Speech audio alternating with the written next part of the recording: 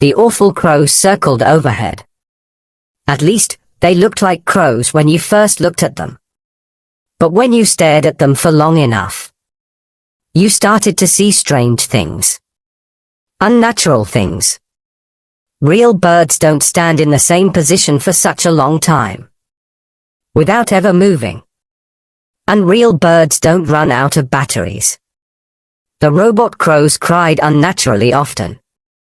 And if their battery was dying, the cry would come out hoarse, like they had smoked a whole packet of cigarettes in one sitting. At first, I thought I could wait for each of them to die out. I counted the hours, and I celebrated each hoarse cry.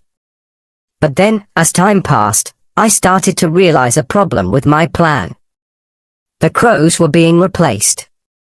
They did it in the night, when I couldn't see. The groups of birds never went below a certain number, and those were the ones I could see.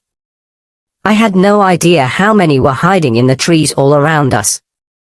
So in the daytime, we had to find a hiding place. Usually it was a cave. The robot birds couldn't go inside the caves, for some reason. But when we moved further away from the facility, there were less caves. So we had to crawl into bushes, cover ourselves with leaves, or find a tree with no birds in it and hope we were lucky.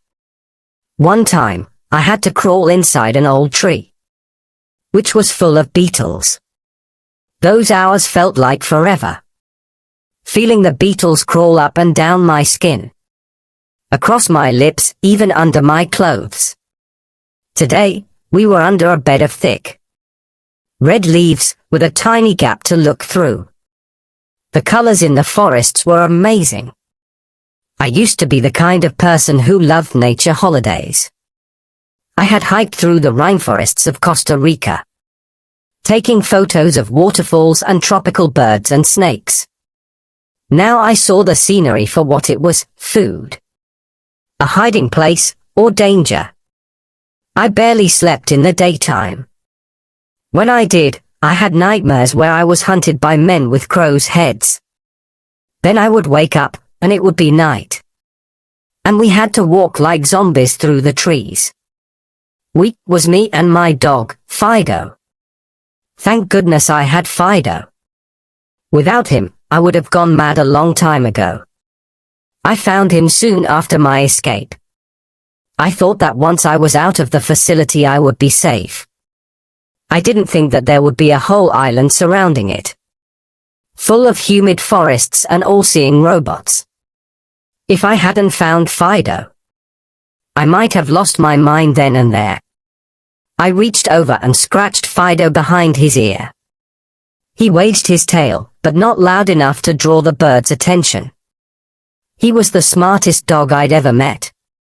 He stayed quiet all day, hiding in the grass with me. Without him, I wouldn't have been able to move. He could see in the dark, and night was the only time the robots couldn't see us. He guided me through the forest, and kept us away from the humans hunting me. The crows ahead of us flew away. My heart jumped up to my throat. That was odd. That rarely happened.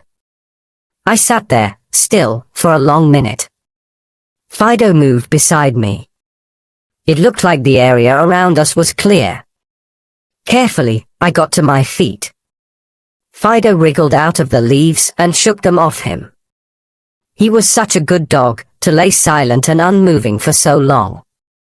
I gave him another ear scratch, and he wagged his tail again. He was a Labrador. I had always wanted a Labrador, back when my life was normal. I stretched my legs and we got moving.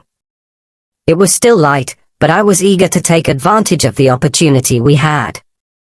Fido ran ahead, clearing the way through the thick trees. It was like a rainforest, but not really.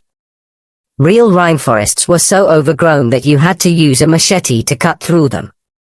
These ones only grew to a certain level, and then stopped, like a setting in a video game. just thick enough to stop prisoners from escaping, but not so much that they couldn't easily be found by them. Something moved in a nearby bush. I stood still. Fido stopped a few meters ahead of me. He made a face that said, "What are you stopping for?" Maybe I had just imagined the sound. I started walking again, more urgently this time. Fido continued as well. He never seemed scared.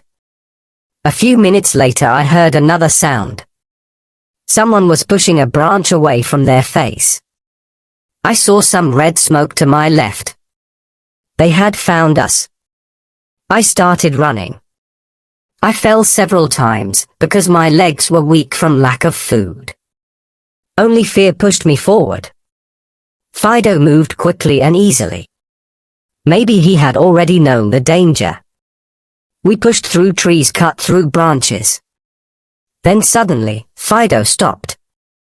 I almost crashed into him. Thankfully, I didn't. There was a bright light.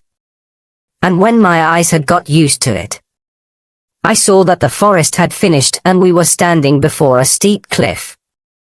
In the distance the sun was setting over the sea. We had made it. The edge of the island. But 100-meter drop lay between us and the water. I looked right and then left. I could hear the hunters crashing through the trees behind me. There was no path down the cliff. Only a few bits of rock sticking out. Either I let myself be taken alive, or I died trying to escape. The choice was clear. Fido, reading my mind, started making his way down the cliff. I followed behind him. It was so steep, and the only option was to jump between the pieces of rock.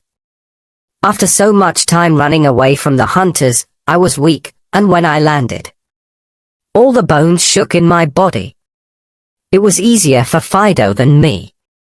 But he was still struggling. He jumped onto a spike of rock, and it looked like he was going to fall off. But he threw his legs around it just in time.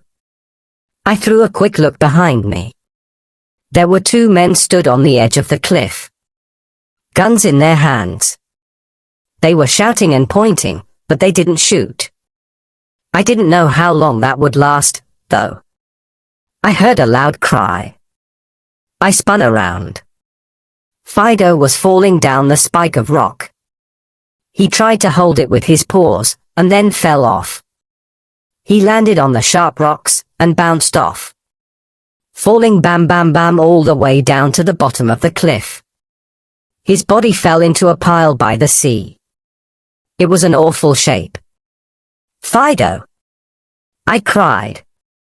I jumped forward. I didn't care if I broke my neck. I managed to catch myself on the spike of rock. The skin came off my hands. I stayed just long enough to regain my balance, and then I jumped again. A gunshot exploded behind me, breaking the spike of rock in two. I jumped from rock to rock, moving like a puppet. Somehow, I managed to get down to the water without killing myself. Fido turned his head towards me. "Oh, Fido!" I almost cried, and hugged his head against my chest. It was hot. Too hot. I looked down at his body. One of his legs was broken. But where there should have been blood and bone, there was metal and wire. Fido barked happily. But something was wrong with that bark. It sounded hoarse. Unnatural.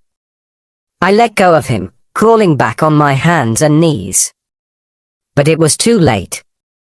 A second later the robot exploded.